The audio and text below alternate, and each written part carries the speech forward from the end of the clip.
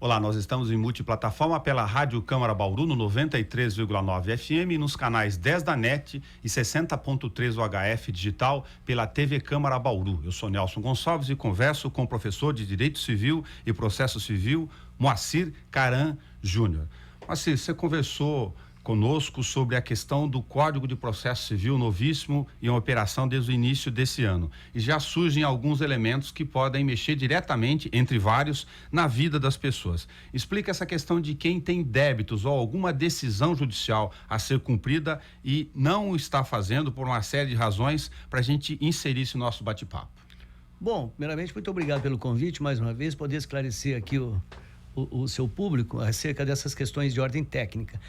Bom, o Código de Processo Civil, ele surgiu agora, né? Ele foi sancionado e passou a vigorar no dia 16 de março, o último desse ano, portanto, no começo do ano, como você disse.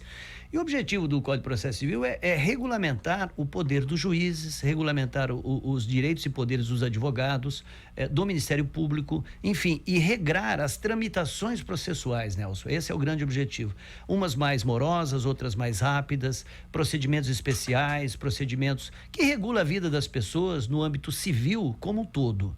Mas uma das grandes inovações, eu acho que nós podemos conversar sobre isso, é em relação à possibilidade agora de um inadimplente, de um devedor sacramentado por decisão judicial que não paga as suas obrigações ou a sua obrigação, seja ela de natureza pecuniária, seja ela obrigação de entrega de coisa certa ou obrigação de fazer alguma coisa. São os 3 tipos obrigacionais previstos na Codificação Civil brasileira. O que o artigo 139, inciso 4º da codificação processual recente, portanto é uma criança em termos de codificação, estabeleceu que os juízes, para fazer valer as suas decisões, poderá tomar medidas imperativas, sejam elas de natureza indutiva, induzindo o devedor a pagar, mas não diz quais são elas, coercitivas, de coerção, de obrigatoriedade, determinando o fazer sob pena de alguma outra sanção, medidas subrogatórias, mandando que alguém o faça, alguém cumpra e depois cobra-se daquele que deveria fazê-lo e não o fez, e medidas mandamentais, mandando que o devedor cumpra a obrigação dentro de um prazo pré-estabelecido sob pena de desobediência, e aí isso pode gerar, inclusive, pena de prisão eventualmente. Tentando explicar a partir de um referencial do leigo para ajudar na nossa compreensão, as pessoas no senso comum, até por desinformação e não fazer a operação do direito, tem a expressão de que na vida delas o juiz deu a decisão judicial, tem que ser cumprida. E em caso de descumprir, obviamente, a figura do descumprimento judicial. De forma leiga, nós estamos tratando desse elemento aqui? Exatamente isso, exatamente isso. E a legislação surgiu exatamente pelo índice de inadimplência e da cultura própria do brasileiro, que é não honrar as suas obrigações, principalmente nos últimos anos, em decorrência de problemas econômicos, políticos, conjunturais, mas também por um comportamento próprio do brasileiro, que é deixar de honrar por qualquer outra razão, às vezes plausível, às vezes não plausíveis. Agora, como você explicou, o código põe os elementos, os define como materialização para o juiz poder executar. Agora, isso é bastante abrangente. Então, ele tem ferramentas que ainda podem ser controversas. Vamos pegar um caso, ia sugerir para você um exemplo de uma situação eventual prática aqui para a gente poder exercitar o raciocínio de quem está em casa. Os juízes poderiam determinar coisas assim, proibições costumeiras, cotidianas. Por exemplo, tivemos uma juíza recentemente, a juíza de São Paulo, se não me falha a memória, que determinou, em função do inadimplemento, do não pagamento de uma dívida por parte de um devedor, de um réu no processo que tornou-se devedor, determinou a cassação da sua carteira de habilitação, bem como a apreensão do seu passaporte. E a fundamentação da juíza por essas medidas bruscas eram de que, se ele não paga as suas contas, ele não pode viajar para o exterior e também não tem condições de manter o seu veículo por gasolina e dar a manutenção necessária. Quer dizer, é uma medida extremamente polêmica, mas de qualquer maneira é uma medida coercitiva para obrigar um determinado devedor, considerando quem é esse devedor. Porque não é uma coisa assim para todos os tipos de débitos. Se a pessoa não paga e justifica a impossibilidade de fazê-lo, ela poderia ter negativada a sua vida, ter problemas, ter penhora de seus bens normais, como a própria lei prevê, mas não teriam essas medidas bruscas de impedimento, medidas coercitivas. Então, tudo depende, Nelson, da situação desse devedor. Se é um devedor eventual, um devedor pontual, numa dívida específica, essas medidas, entendo eu, que não devam ser aplicadas. O importante é para o cidadão no dia a dia ter ideia que com o Código de Processo Civil, novíssimo, como a gente comentou no início, esses elementos agora estão postos à disposição do juiz para poder serem utilizados. Sem dúvida alguma, e eu particularmente, se me permite aqui declinar a minha posição como professor de direito, eu acho que elas são muito bem-vindas, né? Não seriam aplicáveis a todos os devedores, mas nós sabemos ter muita gente que age com malandragem no dia a dia, não é? E essas pessoas teriam que ser, sem dúvida alguma, punidas pelo Poder Judiciário. Acreditando dessa forma, Nelsinho, que só assim nós vamos conseguir moralizar e mudar o comportamento do brasileiro, não como um todo, mas uma grande parcela da população brasileira que prefere deixar de cumprir as suas obrigações. Vou usar outro exemplo de leigo aqui. As pessoas no dia a dia já acham o judiciário, por uma série de razões, bastante moroso para julgar, definir. Aquele que tem um crédito ou algo a receber, então se perde no tempo a sua possibilidade de receber. Depois tem uma outra fase que é igualmente desconhecida da maioria das pessoas que não operam no direito, que é a fase de execução. Eu queria aproveitar esse exemplo para dizer se cabe aqui um parêntese de como fica a situação com a fazenda pública nesses casos, se existem elementos já disponíveis que o público não conhece para acessar alguns créditos, recursos, bens, para poder serem penhorados, por exemplo.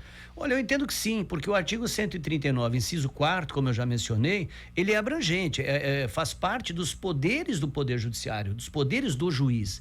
Então, o juiz, na minha modesta opinião, evidentemente, ele pode determinar, inclusive, em relação à fazenda pública. A única impossibilidade de recebimento em face das fazendas, seja municipal, estadual ou federal, é porque não é possível a penhora de bens, porque os bens públicos são impenhoráveis por efeitos legais e efeitos constitucionais. Agora, essas medidas subrogatórias, eu entendo que é possível incidir sobre um chefe do municipal ou chefe de departamentos, seja em nível municipal, estadual ou federal. E o inverso, nós estamos gravando aqui no ambiente da discussão eleitoral dos grandes devedores. O cidadão no dia a dia que tem fase de execução, são milhares de processos e a fazenda pública tem dificuldade de receber. Bom, aí são outros elementos ou pode se aplicar algumas questões? Podem ser aplicados, até porque essa parte das atribuições do juiz é uma atribuição genérica, uma atribuição para todas as circunstâncias. O Código não diz que essas medidas de força, vamos dizer assim, medidas imperativas, é para esse ou aquele setor, ou essa ou outra questão. É para todas as circunstâncias. Agora, é importante ressaltar, Nelsinho, que os bens, na verdade, respondem pela dívida do devedor, não é?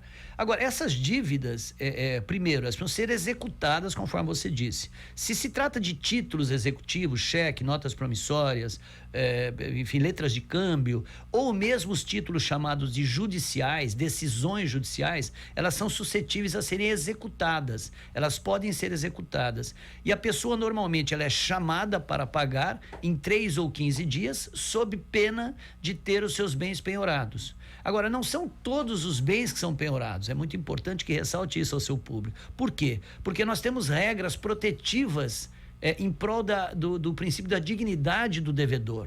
Não é? Então, por exemplo, o imóvel que você reside com a sua família e os bens que guarnecem esse imóvel, sendo de mediana situação, vamos dizer assim, eles são impenhoráveis por efeitos legais. Não é? Os instrumentos de trabalho, todos eles previstos na própria codificação processual, também são impenhoráveis. Então, os credores brasileiros ficam numa situação bastante complicada, porque quando executam um determinado devedor, não tem patrimônio para ser penhorado, porque os que têm do devedor são impenhoráveis por efeitos legais.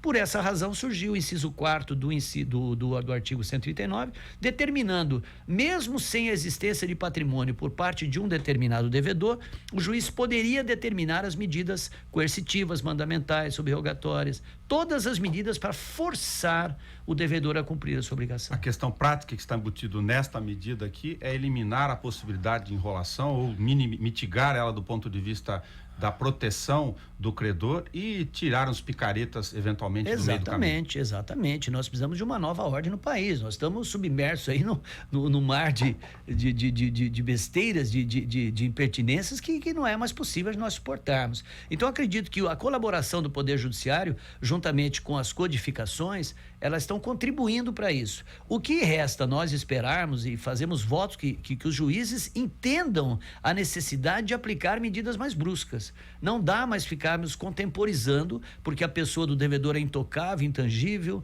À luz do Código de Defesa do Consumidor, por exemplo, hoje no país você não pode olhar feio para o devedor, ele te processa, não é? Independentemente do grau de responsabilidade. Então, precisamos mudar um pouco isso. Nós temos que proteger o devedor, a sua dignidade da família, mas os outros devedores que não justificam a impossibilidade de honrar os seus débitos têm que ser, vamos dizer, coagidos a cumprir a obrigação em conformidade com o dispositivo. Em outro prisma, aproveitando a sua presença aqui como professor, a ideia do espírito da conciliação que está na essência do novo Código de Processo Civil, se são instrumentos efetivos, na sua visão, como professor operador do direito, que podem ou já dão sinais de que vão caminhar com situações de conciliação. Olha, Nelson, eu confesso para você, eu não sei se é politicamente correto eu dizer isso para você, não é? Porque toda tendência da codificação é no sentido de conciliação. Esse código é chamado o Código da Conciliação, eu mesmo já mencionei isso em órgãos de imprensa. Agora, eu confesso para você que eu não concordo muito, eu acho que as conciliações são medidas secundárias. Eu acho que o Poder Judiciário tem que resolver os problemas. Hoje nós nos deparamos aí, acho que nós conversamos já a respeito desse assunto, hoje nós nos deparamos com a Semana da Conciliação, o mês da conciliação, o Código da Conciliação. Isso me parece muito mais interessante para o Estado ou a União que não dão condições para o Poder Judiciário a ponto de sofisticar o Poder Judiciário, de aperfeiçoar e que os direitos sejam efetivados. Eu acho que pode o primeiro funcionar como limpeza processual. Exatamente. Vamos limpar aqui os nossos arquivos, né? Os nossos os nossos estoques. Quer dizer, eu acho que são medidas conciliatórias. A conciliação é bem-vinda, mas não podemos levantar uma bandeira da conciliação como uma panaceia, o remédio para todos os males. O Poder Judiciário tem que atuar efetivamente e obrigar o devedor, seja através da expropriação patrimonial, da penhora de bens ou das medidas coercitivas, né? As pessoas têm que passar a ter no país não só respeito, como um certo temor ao Poder Judiciário, entendeu? O juiz determinou, tem que ser cumprido. As pessoas têm, igual na Alemanha, igual propriamente na Argentina, que funciona muito bem o sistema de respeitabilidade à pessoa do juiz. Nós não podemos mudar de direção e os juízes devem contribuir nesse sentido, determinando as medidas coercitivas. Eu mando fazer, se você não faz em 48 horas, crime de desobediência, eu posso levar até você à própria prisão. Muito obrigado ao professor, advogado Moacir Caran Júnior, por conversar conosco sobre as questões, sobretudo essa da questão de cobranças e medidas coercitivas ou não, que interferem diretamente na vida das pessoas lá fora. Muito obrigado pela oportunidade, estou sempre à disposição de vocês, Nelson. Muito obrigado, sou Nelson Gonçalves, nós falamos em multiplataforma na rádio e na TV Câmara. Até o nosso próximo Espaço Aberto.